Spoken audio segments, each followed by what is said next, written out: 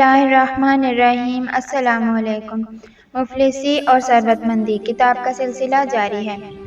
مفلسی کے خطرات سے بچاؤ کے طریقے۔ اسلامی تعلیمات میں غریب و مفلس شخص کے لیے متعدد ایسے نکات بیان ہوئے ہیں جنہیں مد نظر رکھنے سے انسان اپنے مفلسی پر غلبہ پانے کے ساتھ ساتھ غربت کے مہلک خطرات سے بھی محفوظ رہ سکتا ہے۔ ذیل میں ایسے ہی چند اہم نکات کو قدر تفصیل کے ساتھ بیان کیا جاتا ہے۔ مفلسی کو الہی آزمائش و امتحان کا ذریعہ سمجھنا۔ مال و دولت کے حوالے سے انسان کا نقطہ نظر اس کی زندگی میں نہایت اہم ہے۔ اگر انسان مال و دولت کو دوسروں پر برتری کا ذریعہ سمجھے تو یقیناً مفلسی اور غربت کی حالت اسے تکلیف پہنچائے گی اور وہ اپنی تنگ دستی کو اپنی ذلت و رسوائی کا سبب سمجھے گا۔ لیکن اگر انسان دنیاوی مال و دولت کو خدائی آزمائش اور امتحان کا ذریعہ سمجھے اور یہ یقین رکھے کہ کسی بھی امیر کو مال و دولت کی بنا پر کسی فقیر پر برتری حاصل نہیں ہے، تو مفلسی اور تنگ دستی نہ صرف اس کے لیے تکلیف دہ نہیں ہوگی بلکہ وہ کوشش کرے گا کہ اپنی مفلسی اور تنگ دستی کے امتحان میں سربلند اور کامیاب ہو۔ اللہ تعالیٰ نے قرآن مجید میں تمام انسانوں کو مال و دولت کے سلسلہ میں یہی نقطہ نظر اپنانے پر ابھارا ہے تاکہ ہر انسان اپنی دولت مندی یا غربت کو الہی آزمائش اور امتحان سمجھے۔ اسی طرح دولت مند انسان طغیان اور سرکشی سے محفوظ رہے گا اور مفلس اور تنگ دست شخص کو غربت تحمل کرنے کا حوصلہ ملے گا اور وہ غربت کے مہلک خطرات سے محفوظ رہے گا۔ قرآن مجید میں اللہ تعالیٰ نے مال اور اولاد کو انسان کی آزمائش کا ذریعہ قرار دیتے ہوئے ارشاد فرمایا ہے، تمہارے اموال اور تمہاری اولاد بس آزمائش ہیں۔ اسی طرح پروردگار نے ایک اور مقام پر تمام انسانوں کو خبردار کرتے ہوئے ارشاد فرمایا، اور جان لو کہ تمہارے اموال اور تمہاری اولاد آزمائش ہیں۔ ان آیات سے واضح ہوتا ہے کہ مال اور رزق کی تنگی یا فراوانی کی حقیقت خدائی آزمائش اور امتحان کے علاوہ کچھ نہیں۔ لہٰذا جب انسان مال و دولت اور مفلسی اور تنگ دستی کو خدائی آزمائش اور امتحان کا ذریعہ سمجھے تو یہ عقیدہ اسے مفلسی اور تنگ دستی کو آسانی سے برداشت کرنے میں مؤثر واقع ہوگا اور اسے غربت کے خطرات اور برے اثرات سے محفوظ رکھے گا۔ مفلسی اور تنگ دستی سے نجات کی امید رکھنا۔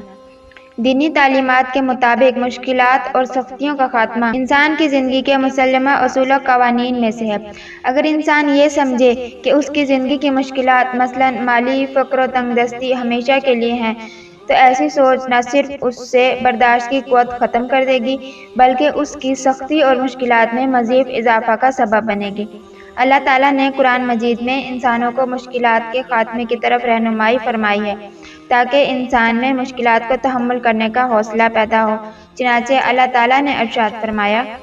البتہ مشکل کے ساتھ آسانی ہے، یقیناً مشکل کے ساتھ آسانی ہے۔ نیز اللہ تعالیٰ نے اہل عیال پر خرچ کرنے کے بارے میں ارشاد فرمایا، وسعت والا اپنی وسعت کے مطابق خرچ کرے اور جس پر اس کے رزق میں تنگی کی گئی ہو اسے چاہیے کہ جتنا اللہ نے اسے دے رکھا ہے اس میں سے خرچ کرے۔ اللہ کسی کو اس سے زیادہ مکلف نہیں بناتا جتنا اسے دیا ہے۔ تنگ دستی کے بعد عنقریب اللہ آسانی پیدا کر دے گا۔ اسی طرح اللہ تعالیٰ نے قرآن مجید میں اس دنیا کا ایک کلی قانون بیان کرتے ہوئے فرمایا، اور یہ ہیں وہ ایام جنہیں ہم لوگوں کے درمیان گردش دیتے رہتے ہیں،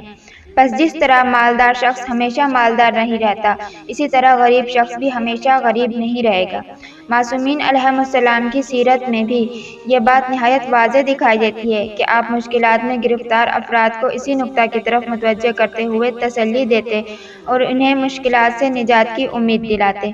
روایت میں ہے، محمد بن عجلان نے بیان کیا ہے کہ میں امام جعفر صادق علیہ السلام کے پاس تھا کہ ایک شخص نے آپ علیہ السلام سے اپنی مشکل کے بارے میں شکایت کی۔ آپ علیہ السلام نے فرمایا، صبر کرو، یقیناً اللہ تعالیٰ عنقریب تمہارے لیے آسانی پیدا کر دے گا۔ حضرت علی علیہ السلام نے بھی نہج البلاغہ میں ارشاد فرمایا، جب مشکلات انتہا کو پہنچ جائیں تو آسانیاں پیدا ہو جاتی ہیں اور جب مصیبتوں کے حلقے تنگ ہو جائیں تو آسانی پہنچ جاتی ہے۔ اس بنا پر غریب اور تنگ دست انسان کو چاہیے کہ وہ ہمیشہ غربت اور تنگ دستی سے نجات کی امید رکھے تاکہ وہ غربت کے مضر اور ناگوار اثرات و نتائج سے محفوظ رہے۔ غربت ہی میں مصلحت ہونے پر یقین رکھنا۔ اس میں کوئی شک نہیں کہ رزق کے لیے جس طرح محنت اور کوشش کرنا ضروری ہے اسی طرح اس میں اللہ تعالیٰ کا ارادہ بھی شامل ہونا ضروری ہے۔ اس بات کی دلیل ایسی متعدد آیات ہیں جن میں رزق و روزی کی کمی اور زیادتی کو اللہ تعالیٰ کے ہاتھ میں قرار دیا گیا ہے، جیسا کہ ارشاد فرمایا، اور اللہ نے تم میں سے بعض کو بعض پر رزق میں برتری دی ہے۔ نیز فرمایا، اللہ جس کی چاہے روزی بڑھاتا ہے اور گھٹاتا ہے۔ لوگ دنیاوی زندگی پر خوش ہیں، جبکہ دنیاوی زندگی آخرت کے مقابلے میں ایک عارضی سامان ہے۔ البتہ غربت اور تنگ دستی کی حالت میں مسلمان کو یقین رکھنا چاہیے کہ اسی حالت میں اس کی دنیاوی آخرت کی بہتری ہے۔ البتہ غربت اور تنگ دستی کی حالت میں مسلمان کو یقین رکھنا چاہیے کہ اسی حالت میں اس کی دنیا اور آخرت کی بہتری ہے، کیونکہ اگر وہ مفلسی اور غربت میں نہ ہو تو شاید مال و دولت کی بنا پر ایسے گناہ انجام دے کہ جس سے اس کی آخرت تباہ و برباد ہو جائے۔ قرآن مجید میں اللہ تعالیٰ نے اسی حقیقت کو بیان کرتے ہوئے ارشاد فرمایا، اور اگر اللہ اپنے بندوں کے لیے رزق میں فراوانی کر دیتا تو وہ زمین میں سرکش ہو جاتے، لیکن اللہ جتنی مقدار چاہتا ہے نازل کرتا ہے، یقیناً وہ اپنے بندوں سے خوب باخبر نگاہ رکھنے والا ہے۔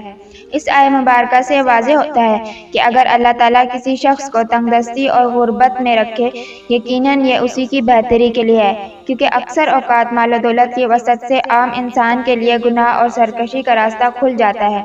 جیسا کہ اللہ تعالیٰ نے ارشاد فرمایا، انسان تو یقیناً سرکشی کرتا ہے اس بنا پر کہ وہ اپنے آپ کو بے نیاز خیال کرتا ہے۔ اسی طرح کبھی مال و دولت سبب بنتی ہے کہ مالدار افراد ذہنی پریشانیوں اور نفسیاتی عذاب میں گرفتار ہو جائیں اور ان سے ہر طرح کی راحت و آرام و سکون و چین چھین جائے، جیسا کہ اس سلسلہ میں قرآن مجید نے ارشاد فرمایا، ان کفار کے اموال اور اولاد کہیں آپ کو فریفتہ نہ کر دیں، اللہ تو بس یہ چاہتا ہے کہ ان چیزوں سے انہیں دنیاوی زندگی میں بھی عذاب دے اور کفر کی حالت میں ان کی جان کنی ہو۔ بس اس حقیقت میں کسی شک و شبہ کی گنجائش نہیں کہ کبھی انسان کی مفلسی اور تنگ دستی اس کی دنیا اور آخرت کی بہتری کے لیے ہوتی ہے، اور اسی حقیقت کے بارے میں اللہ تعالیٰ نے سورہ قصص میں ایک واضح نمونہ بھی بیان کیا کہ کچھ لوگوں نے قارون کی دولت مند زندگی کو دیکھ کر اپنے لیے قارون کی طرح مالدار بننے کی خواہش کی، لیکن جب اللہ تعالیٰ نے قارون پر عذاب نازل کیا اور اس کے محل کو زمین میں دھنسا دیا تو اس کی طرح مالدار بننے کی خواہش کرنے والے کہنے لگے، دیکھتے نہیں ہو اللہ اپنے بندوں میں سے جس کی روزی چاہتا ہے کشادہ کر دیتا ہے اور جس کی روزی چاہتا ہے تنگ کر دیتا ہے، اگر اللہ ہم پر احسان نہ کرتا تو ہمیں بھی دھنسا دیتا۔ اس آیت مبارکہ سے بھی واضح ہوتا ہے کہ کبھی انسان کی روزی میں تنگی و مفلسی اس کی کسی مصلحت اور بہتری کی بنا پر ہوتی ہے، پس اگر انسان محنت اور کوشش کے باوجود افلاس اور تنگ دستی میں زندگی گزارنے پر مجبور ہو تو اسے یقین کر لینا چاہیے کہ میرا خدا مجھ سے تنگ دستی میں دیکھنا چاہتا ہے، اور چونکہ اللہ تعالیٰ اپنے بندوں کی بہتری اور نقصان سے بخوبی آگاہ ہے، لہٰذا یقیناً تنگ دستی ہی میں میری بہتری اور اسی حالت میں میری دنیا اور آخرت کا فائدہ ہے۔ حدیث قدسی میں یہی مطلب نہایت صراحت کے ساتھ یوں بیان ہوا، یقیناً میرے بندوں میں سے کچھ ایسے ہیں جنہوں نے تنگ دستی ہی سیدھے راستے پر رکھی ہے،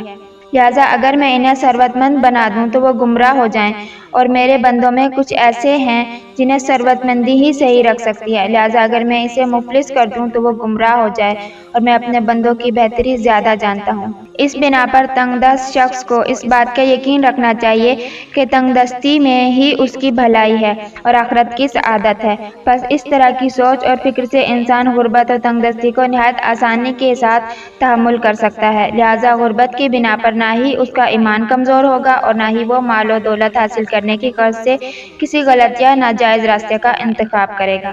خود کو مالدار افراد کے ساتھ مقایسہ نہ کرنا۔ بعض انسان دوسروں کے مال و دولت اور زندگی کی عیش و عشرت کو دیکھ کر خود کو ان کے ساتھ مقایسہ کرنا شروع کر دیتے ہیں۔ قرآن و احادیث میں ایسے افراد کو طالب دنیا اور حریص کہا گیا ہے۔ کسی بھی غریب اور تنگ دست شخص کی اہم ترین مشکل یہ ہے کہ وہ خود کو ایسے افراد کے ساتھ مقایسہ کرے جو مالی لحاظ سے اس کی نسبت بہتر ہوں، بلکہ غریب آدمی کی ایسی سوچ بہت سے اخلاقی زائل مثلاً حرص، کینہ اور حسد وغیرہ کا سبب بنتی ہے۔ قرآن مجید نے بیان کیا کہ کچھ افراد نے قارون کی دولت مند زندگی کو دیکھ کر اپنے لیے قارون کی طرح مالدار بننے کی خواہش کی، چنانچہ اللہ تعالیٰ نے ارشاد فرمایا، ایک روز قارون بڑی آرائش کے ساتھ اپنی قوم کے سامنے نکلا تو دنیا پسند لوگوں نے کہا، اے کاش ہمارے لیے بھی وہی کچھ ہوتا جو قارون کو دیا گیا ہے، بے شک یہ تو بڑا ہی قسمت والا ہے۔ اللہ تعالیٰ نے بعد کی آیت میں ایسے لوگوں کی فوراً مذمت کرتے ہوئے انہیں آخرت کی طرف متوجہ کیا۔ پس انسان کے لیے مالی فقر و تنگ دستی کو آسانی کے ساتھ برداشت کرنے میں ایک اہم ترین نکتہ یہ ہے کہ وہ خود کو مالدار افراد کے ساتھ مقایسہ نہ کرے۔ اسی لیے اللہ تعالیٰ نے پیغمبر اکرم کے ذریعے مسلمانوں کو تعلیم دی ہے کہ کبھی دوسرے کے مال و دولت پر نظر مت رکھیں۔ چنانچہ اللہ تعالیٰ نے ارشاد فرمایا، ان کفار و مشرکین کے اموال اور اولاد کہیں آپ کو فریفتہ نہ کر دیں۔ نیز فرمایا، اور اے رسول دنیاوی زندگی کی اس رونق کی طرف اپنی نگاہ اٹھا کر بھی نہ دیکھیں جو ہم نے آزمانے کے لیے ان میں سے مختلف لوگوں کو دے رکھی ہے، اور آپ کے رب کا دیا ہوا رزق بہتر اور دیر پا ہے۔ بعض قرآنی آیات کی بنا پر عقل مند افراد دوسروں کے مال و دولت کو دیکھ کر خود کو ان کے ساتھ مقایسہ نہیں کرتے، بلکہ قرآنی تعلیمات کے مطابق مال اور دنیاوی آسائشوں کو اخروی نعمتوں کے مقابلے میں بہت کم سمجھتے ہیں، اور اپنے ایمان اور عمل صالح کو دنیاوی مال و دولت سے بہتر اور زیادہ اہم جانتے ہیں۔ جیسے اللہ تعالیٰ نے تعلیم دیتے ہوئے ارشاد فرمایا، کہہ دیجئے دنیا کا سرمایہ بہت تھوڑا ہے اور متقی انسان کے لیے نجات اخروی زیادہ بہتر ہے۔ روایات و احادیث میں بھی دنیاوی لحاظ سے خود سے بہتر افراد کے ساتھ مقایسہ سے منع کرتے ہوئے خود سے نچلے افراد کے ساتھ مقایسہ کرنے کی ترغیب دلائی گئی ہے۔ حضرت سلیمان فارسی نے بیان کیا کہ رسول خدا نے مجھے 7 چیزوں کی سفارش کی جنہیں میں کسی حال میں بھی چھوڑ نہیں سکتا، اور پہلی چیز یوں بیان کی کہ خود سے نچلے شخص کی طرف دیکھوں اور خود سے بلند شخص کی طرف مت دیکھوں۔ واضح ہے کہ اس حدیث میں خود سے نچلے شخص کی طرف دیکھنے اور خود سے بلند شخص کی طرف نہ دیکھنے سے مراد خود سے غریب شخص کے ساتھ اپنا مقایسہ کرنا اور خود سے مالدار شخص کے ساتھ اپنا مقایسہ نہ کرنا ہے۔ اسی طرح امام جعفر صادق علیہ السلام نے اپنے صحابی حمران بن عین سے فرمایا، اے حمران، جو دنیاوی زندگی میں تم سے نیچے ہے اسے دیکھو، جو تم سے بہترین زندگی میں ہو اسے مت دیکھو، کیونکہ یہ عمل تمہارے لیے اپنے رزق میں زیادہ قناعت کا سبب ہے، اور یہ کہ اس طرح تم اپنے پروردگار کی طرف سے زیادہ رزق کے حقدار قرار پاؤ گے۔ بس اسلامی تعلیمات کے مطابق مالی فقر و تنگ دستی کی حالت میں خود سے غریب افراد کی طرف دیکھنا چاہیے، کیونکہ ایسا کرنا غربت کی بہت سی نفسیاتی مشکلات کے خاتمے کا سبب ہے، اور اس سے انسان کو اپنی غربت اور تنگ دستی پر غلبہ پانے کی جرأت اور ہمت ملتی ہے۔